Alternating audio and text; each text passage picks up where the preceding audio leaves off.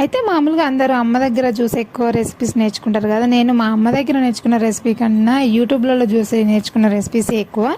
దాంట్లో నేను చేసిన వాటిలలో మా ఆయనకి ఫేవరెట్ ఈ వంకాయ మసాలా కర్రీ అనమాట. సో చాలా రోజులు అయిపోయింది ట్రై చేయంటే, సరేలే మరి సండే చికెన్ మానేస్తే నేను ట్రై చేస్తా అని చెప్పాను. అన్నట్టుగానే మా ఆయన సండే చికెన్ తెచ్చుకోలేదు కదా అనేసి ఫ్రిడ్జ్లో చూస్తే ఆల్రెడీ ఇంట్లో తెచ్చిపెట్టిన వంకాయలు ఉన్నాయి. సో ఆ వంకాయలను ఇలా నీట్గా కట్ చేసుకొని మసాలా కర్రీ ట్రై చేసిన అనమాట.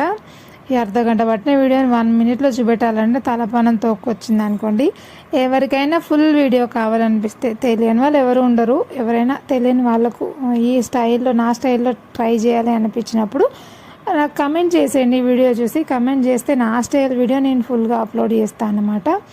సో ఇది ఫైనల్గా నేను చేసిన కర్రీ సండే రోజు. మీరు సండే రోజు మీ ఇంట్లో ఏమనుకున్నారో కమెంట్ చేసేయండి. నాన్ వెజ్జా వెజ్జా మర్చిపోకండి.